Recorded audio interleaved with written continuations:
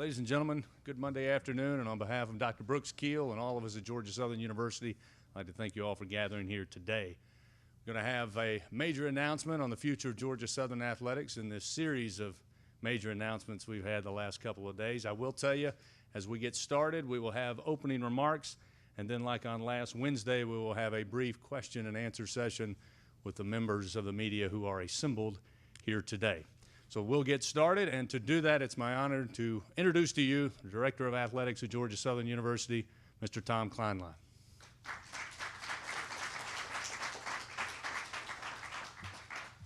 Thank you for everybody coming out today. Really, this is becoming a habit over the last couple of weeks. Hopefully this has died down now, but really enjoy having you guys out here and getting an opportunity to share with you our future vision for Georgia Southern athletics, particularly with our basketball program.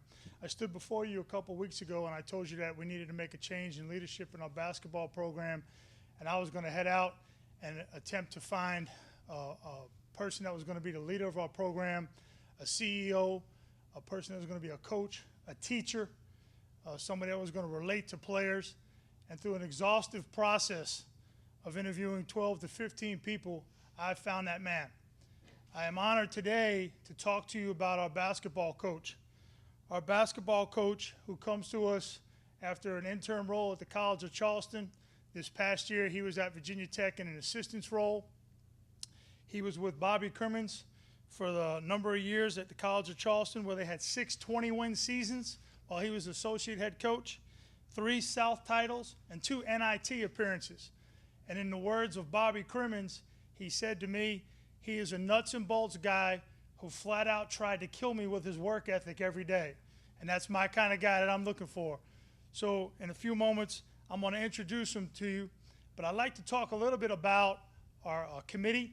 I'd like to thank Phil Moore, Chris Geierman, Ron Core, and most of all, somebody that's been a very big part of this process and is true blue, Michael Curry. Michael Curry was a big part of this process and helped us tremendously through this, and I thank him very much, and I thank everybody for the work they've done. Now, without further ado, our new head basketball coach, Mr. Mark Byington. Let's give him a round of applause.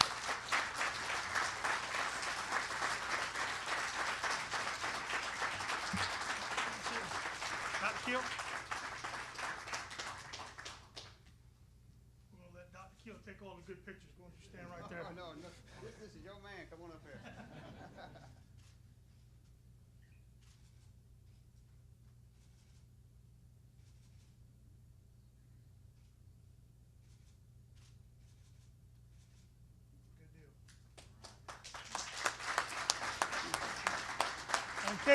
In case the basketball wasn't enough, we made sure we had a jersey so we could remember. That's right, yeah.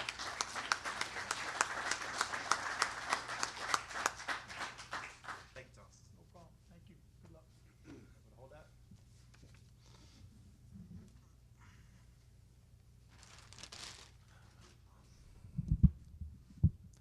that. First, let me thank Dr. Keel, Tom, for everything you guys have talked about and the vision, the excitement about the university. It's exciting times right now. I had a chance to watch the press conference last week when Georgia Southern accepted the invitation in the Sun Belt. Walking around this school last night and knowing it from a different perspective, there's a lot of excitement around here. There's a lot to sell. There's a lot to be proud of. As an alum of this school, you should be proud to be able to say you went to Georgia Southern University.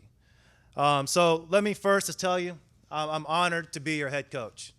I know it comes with great responsibility. I'm excited about it. I'm fully ready to accept it. And I'm very optimistic that we're going to have a successful program here. And Tom alluded to my work ethic. I'm going to work as hard as I possibly can to make sure that happens. I've always admired from afar, watching coming into Hanner Fieldhouse, watching games that might have been on TV with the Georgia Southern football team, the loyalty and the passion of the fans, and you can see how proud they are of their university. And that comes through. I've been at Hanner Fieldhouse when it's been rocking.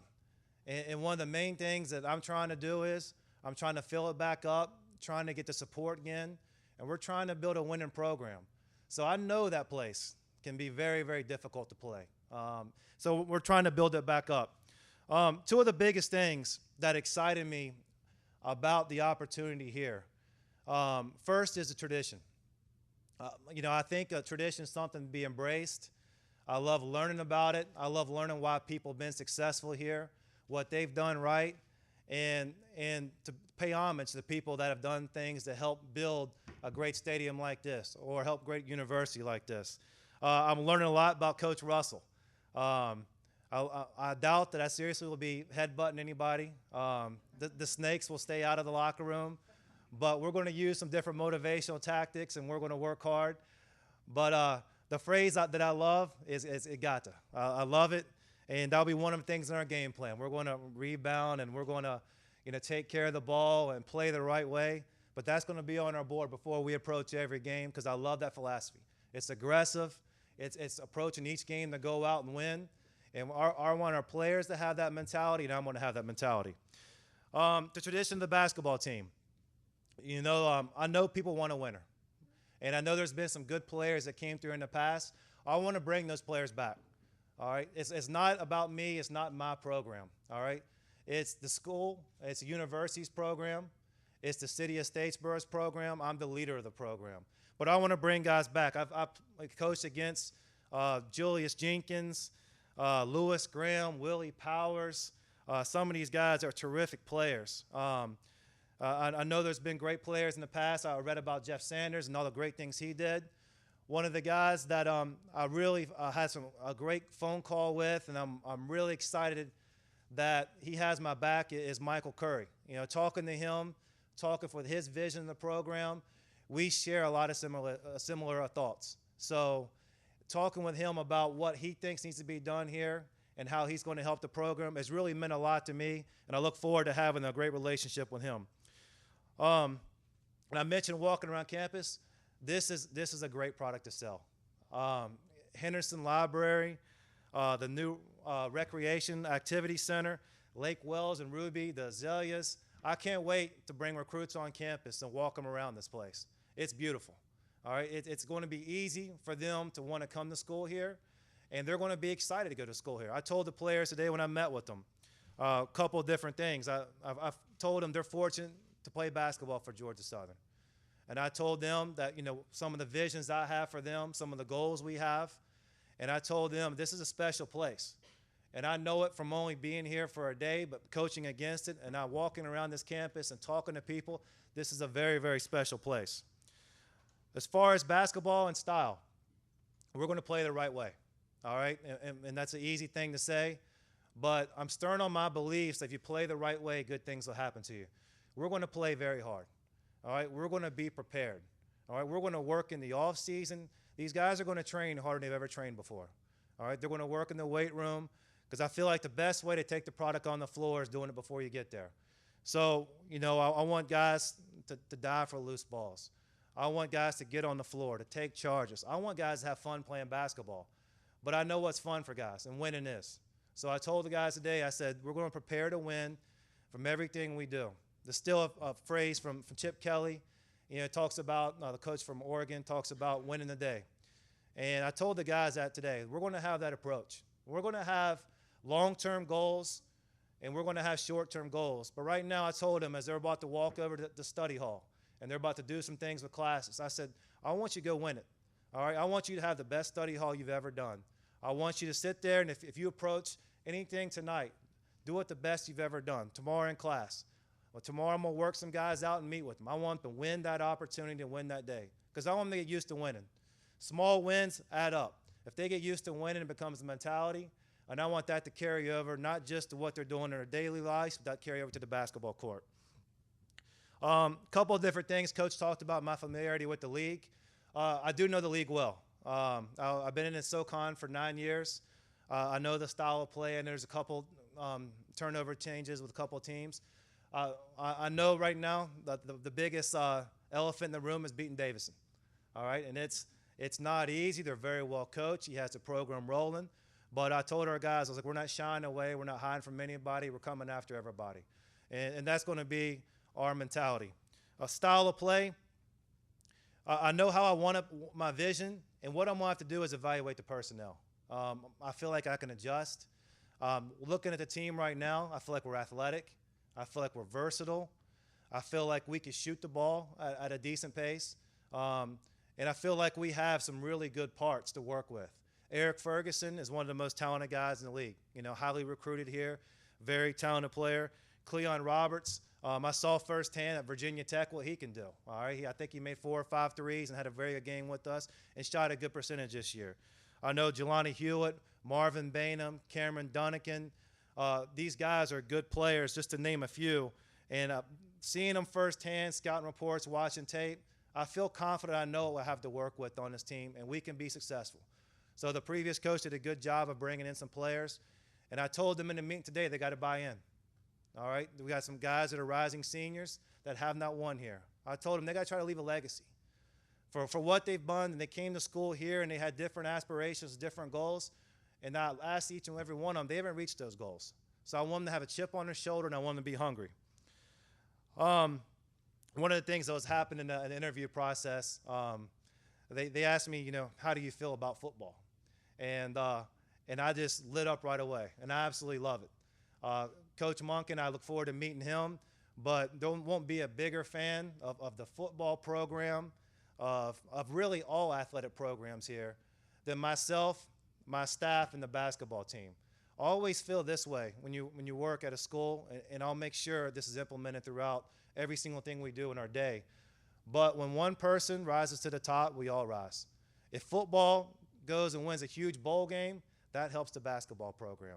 If we make a run in the NCAA tournament, that's going to help the volleyball program. That's going to help admissions. That's going to help people recruiting different students to the school. So we're going to be supportive of everybody. And the vision of Tom and Dr. Kill, we were all on the same page of that. We all shared the same vision. Last couple of things, I'd like to thank a couple people that are here today that have been very special in my life. First off, and you're going to see them around a lot. First off, my wife, Christy, and my son, Chase, sitting here in the front row. And my mom and dad drove down from Virginia today, Dale and Trilla Byington. And then my mother-in-law and father-in-law, Ernie and Cindy Masters, have been very supportive. You guys will see them around a lot. And being a coach, there's always a lot more people behind the scenes that are helping you be successful. And this is and my family has done really kind of pushed me ahead and sacrificed and helped me be successful. Just to finish a couple other thoughts. Chase, you ready to do your Eagle call? A funny story, after I accepted the job, I called and told my wife, you know, about moving to Statesboro and how excited we were, and I kept hearing a noise in the background. And I was like, what's going on in the house right now? And it was my son practicing his Eagle call. So he might have to break it out at Hanner Fieldhouse here in a couple months, but he'll be ready to roll. To the people of Eagle Nation, again, I'm honored to be your coach.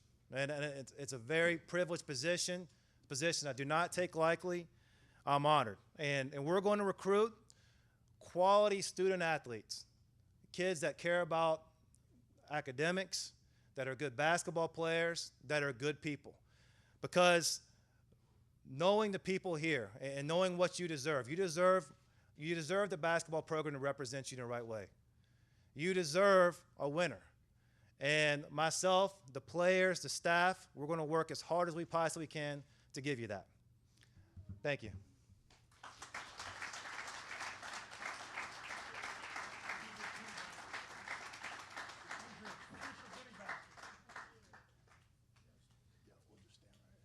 All right, this will move to the question and answer. Again, we're going to do this one at a time. We'll start with questions for Tom Kleinlein.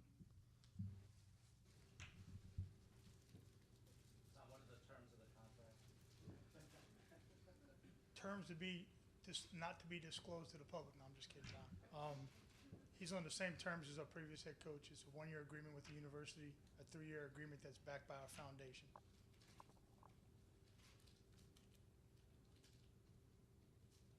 Tommy, you mentioned that you were going to try to hold off on the announcement until after the Final Four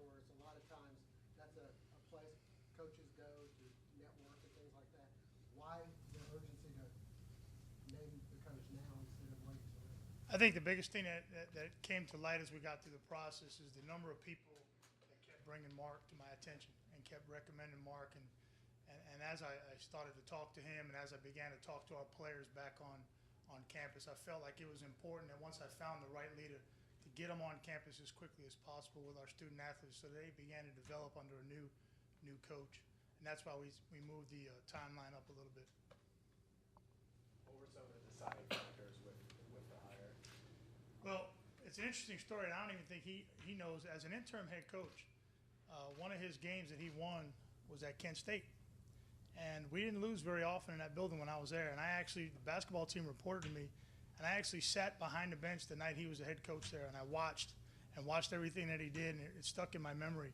And as we went through this process, his name kept coming up. His name kept coming up from all the resources that I was using in this process.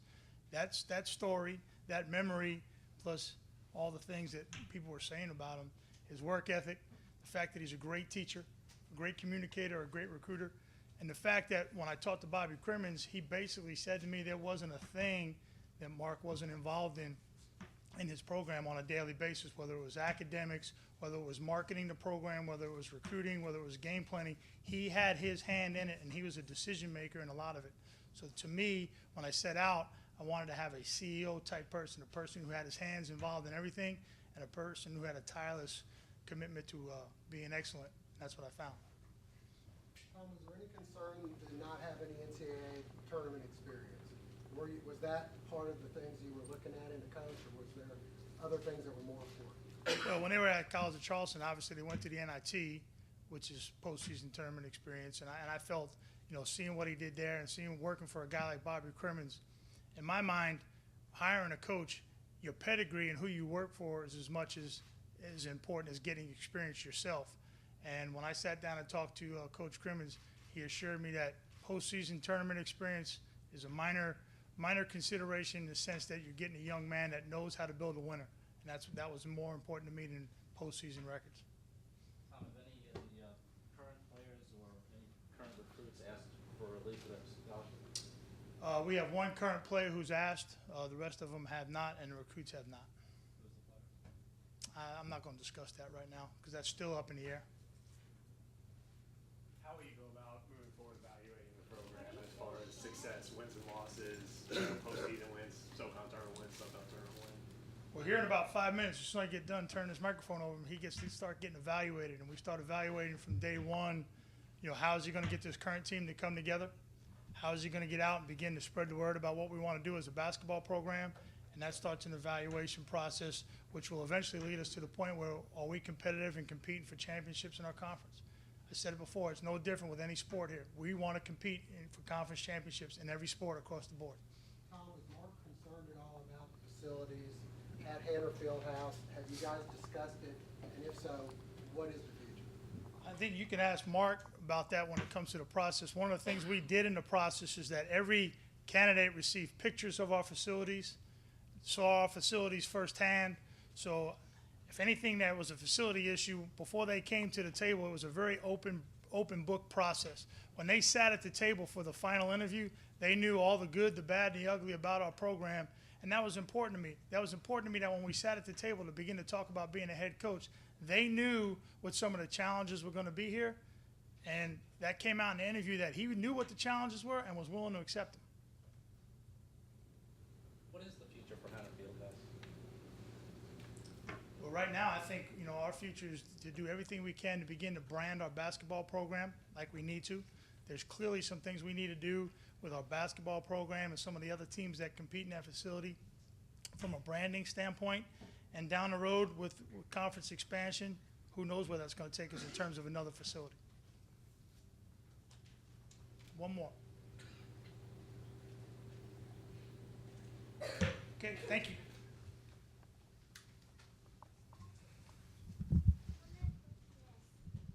Mark, at College of Charleston, basketball was the sport.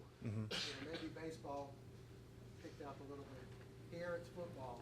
How do you tackle that issue? I embrace it. Having a good football team is something that's great for the university. one of the challenges we had at Charleston was, what do you do on recruiting weekends? You take them to nice restaurants, and after that, but they want to see an environment of fans. They want to see support. And I got a feeling when we walk out here in a couple months, when I bring recruits on campus, they're going to see how proud people are. So football is a great thing. I experienced at Virginia Tech. The football weekends are tremendous. Great energy, great excitement, and I think it shows the school spirit, so I embrace it. You were considered a front runner for the job at College of Charleston when Coach Crimmins announced his retirement. Did not get that. How bittersweet is it that you're staying in the SoCon, whether just briefly in the SoCon, but at a different institution, and you have a chance to kind of go against that school and kind of leave a mark as we leave the SoCon? Well, everything that happens in this business I think it's a learning experience. And whether something happens for you right or happens for you in a different way, I still think you learn and you move on. And what I can control is doing the best job I can, working as hard as I possibly can, representing myself and who I'm working for the best I can. So with whatever happened in the past, bittersweet is probably a good word. But at the same time, I think it gave me a great perspective. And I always wanted to work at a high-quality job, a job where I believe you can win championships. Some jobs aren't built that way. And one thing excited me about this with a number of different things was you can win championships here, without a doubt. It's been over 20 years since that's happened. Anything in particular that, leads you to believe that could happen quickly to win a championship? Well, I love the challenge. And with current players right now, we need to add some pieces. With recruiting, bringing in a couple of guys that can fit into the mix. But I think some of the guys here have shown at times they can play at a high level. So what I got to do as part of being their leader and being their coach is teaching them how to play the right way and getting them going the right direction. So the fact that it's been a number of years not winning a championship, there's time for a change. There's time to kind of a new perspective. Mark, I'd assume once the word got out Friday that you were going to be named coach, your phone has probably been busy this weekend with the Final Four also. How far along are you in looking at a staff? Well, the one thing I've been fortunate is I've been in a lot of different coaching searches, so I had to think about staff for a while now, for many years. And watching staff, picking a staff, I evaluate players when I'm out and I'm recruiting and stuff. I'm also watching assistant coaches and watching guys even years back that I thought would make a good assistant coach or a good guy to work with. I know guys that recruit very well. I know guys by watching the way their teams are and who they've learned from that teach very well. So part of the staff, it'll probably happen pretty quick, but they're all going to be, I don't want one-trick guys. I don't want guys who are just recruiters or just coaches. I want the guys to be well-rounded. I want them all to be able to recruit. I want them all to be able to teach. I want them all to be able to coach. I'm going to value their opinion. And I want to be great role models for our players. Some guys come from different backgrounds, and I want them to be able to lean on the coaches and have a good relationship with them. Coach, is it important to have any Georgia coaching experience for some of your assistants that might know the area of recruiting? I believe so, yes. Georgia is one of the most fertile basketball recruiting areas, I believe, in the country. There's good players in Savannah, good players in Augusta. Atlanta is one of the top cities in the country. So I think there's a lot of benefits with the location we have, and the staff will have Georgia recruiting ties. Was the impending move to the Sun Belt something that you took into consideration, and what are some of the challenges you see moving to a new conference? I think it's an exciting time. Some of the people I've kind of thrown around the thought at, thinks that we'll be able to recruit at a higher level, thinks that, we'll have more exposure. We'll be in different cities, different markets, the opportunity to be in Texas, the opportunity to be in different states, I think will help us brand our basketball program, brand our name nationally. So the move from the SoCon to the Sun Belt is not only great for university, for other sports, but I know it's good for basketball too. What did you learn from Bobby Crimmins? The first thing that comes to my mind talking about Coach Crimmins is not even X's and O's and nothing else. It's how he treats people. He had a great relationship with every player. He had each player that kind of played so hard because they cared about him. They didn't want to let him down. And he built that up. So watching how he treats people the right way, it always came full circle. I know a number of times that we would have a parent call us, and it was somebody who played for Coach Crimmins, and he talks about 25 years ago how he impacted her life. And that meant a lot to me. You know, I want guys 25 years from now still call me up and say, Coach, I appreciate this. You showed me this. You helped me be a better man. And that was probably one of the biggest things with him.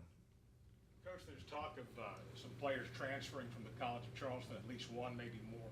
Do we have enough scholarship room to take a transfer who would have to sit out a year? Well, as far as the recruits right now, we can't really discuss that. We have to have releases. You have to talk to people, and we have to do things the right way. You know, currently we do have 2 scholarships, and you know, we anticipate changes and challenges, and we take them, we move on, and we do the best we can with it. So we're going to look at transfers from different schools. We're going to look at players available now, and any rock behind every bush, we're going to look and try to find some guys to help us compete next year. Robert Brown is somebody that's leaving Virginia Tech. Will you encourage him to look at Georgia Southern? I can't comment on any particular kid. Just NCAA rule on naming a person. So we're going to look at all kinds of transfers, and obviously I have relationships from different places I've been, different places I've coached, or whatever else that might be speculated. But we'll see all that when it comes. What is your first order of business? It's already taken place. The first thing I want to do is I want to meet with the team. And meeting with the team, I want to tell them, the first thing I told them is, like, I know this is hard on you guys. I know you had a relationship with the previous staff, previous coach, probably a big reason why you came here. And so what I had to do is I had to look them in the eye and help them understand what I'm going to do for them. So the biggest challenge right now is building a relationship with the current guys on the team as fast as I can, proving to them that I'm going to help them win, and proving to them how I'm going to help them after basketball. One final question for Coach Byington. What stuck out to you most as from the times you coached against Georgia Southern? What was the thing about Georgia Southern that stuck out the most? One thing is, you know, the environment the last couple of years hasn't been, but I got a vision of Hanner Fieldhouse being a different environment. And I know the fans want a winner. I know they want to support, and I know they'll come out, and we got to put a good product on the floor. And I've seen Hanner Fieldhouse be one of the toughest places in the league to play. And so just knowing that and kind of envisioning where things can go really excited me about it. You know, the players currently here now haven't seen that, you know, a couple of them. But I've been in a place before when it's packed, when the students are right on top of you, when there used to be a guy sitting right beside me yelling, it's going to be a long night in Statesboro. And I hope he brings 100 more people just like him that sits right behind the visiting team's bench. But I know that the passion for the fans. I know how much they want it. And I think it's a sleeping giant. I really, really feel it could be a very good basketball program. Is that it?